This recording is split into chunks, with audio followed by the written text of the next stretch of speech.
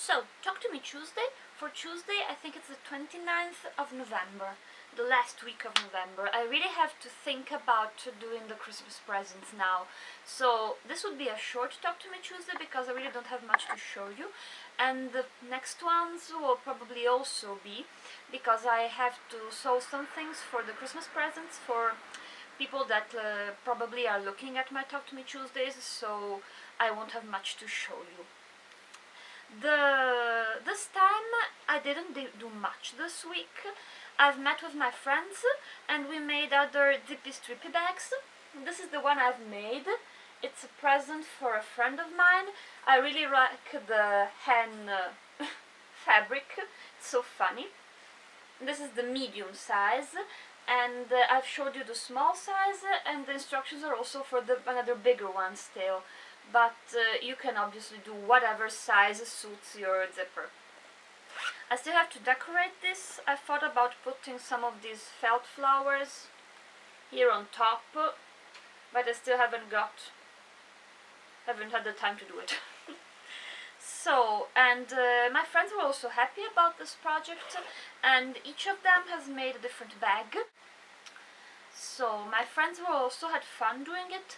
We managed to finish them in an afternoon, even with chatting and losing time and having to share cutters and sewing machines and so on. So it really is a very fast project. And here you can see the ones that they made.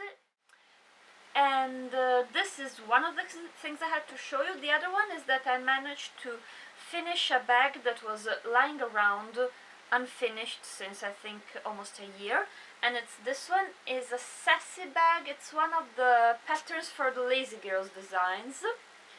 The flaps open, and there's the, I don't think you can see much, it's a little bit late and so there's no more natural light, but inside you've got a pocket divided in two parts. I still have to clip all the threads and cover some put some flowers here because I still have to sew the other Velcro part, and then I have to cover on the other side where the Velcro will be put in. Oh, a cat. And on the back there's another pocket. This is one of the patterns for the Lazy Girls design. I have to admit that they are the only patterns I really like. They are always easy, you can finish them in no time with no problems at all. The instructions are very precise. You can understand everything. She tells right at the beginning what you will need. And I've got many patterns from her line. And I was looking at the new one. The cat is scratching the... sorry. So I was looking at the new one. It's called Candice, but I still haven't gotten to order it. And while I have this one, that's the Claire handbag, waiting, and I'll hope to get the time to do it soon. She really does neat patterns. And then with the girls at the church, this time we used a kit that we bought at the craft fair for making decorations for the tree. So here you can see the pictures, and they are pretty little decorations. The crystals aren't particularly nice, they're from plastic obviously, and it would look great with real Swarovski or any kind of real crystal. But they turned out pretty neat. The girls had fun. We didn't lose too many pieces, and they got to keep one for themselves, and while the other will be sold for our charity. And while next week I think we'll be doing again the same thing. So this is another funny picture because the mother of one of the girls helps out with old ladies. She wanted to do the same thing and do some craft things that she could then sell.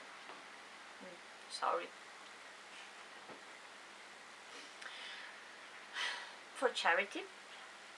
So she wanted to do the same thing and make with them some things to sell for the charity. And her kid went home and told her that there was this wonderful machine called Sizzix with which you could cut things up. And she came with her stack of felt, asking us if she could cut it up. and then do things with the old ladies. And so all the afternoon she went on cutting and cutting, and she went away with a nice big bag of hearts and flowers. And she promised me she will give me some photos of the things they will create, and I hope to show you in the next weeks.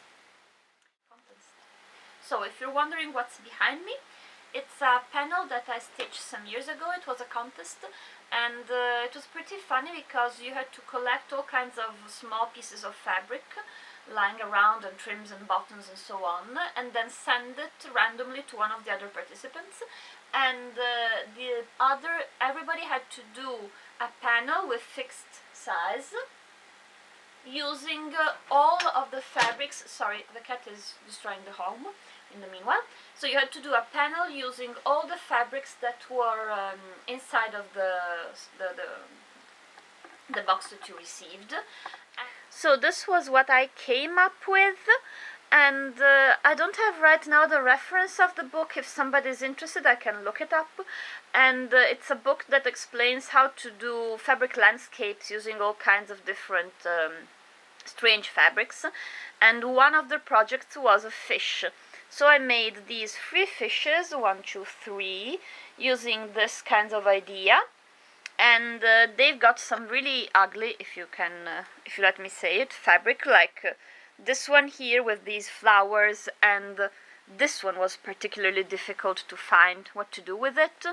And also this one was a very old styled ramage. And then I added, oh, and also this one was funny. It came out a jellyfish. And right here, well, these other fishes were just cut out from a fish fabric I bought. There they are. And then it was all stitched and freehand quilted. This is how it came out. It's the only time I've done something similar. I have to admit it was really fun. I would like to do it again. Oh, and then behind it, here is where I used the last buttons because they really didn't fit in elsewhere. 2008, there's the date. And it was called Harmony in the Chaos, the project. And this is how it turned out. So, and this was all for this week.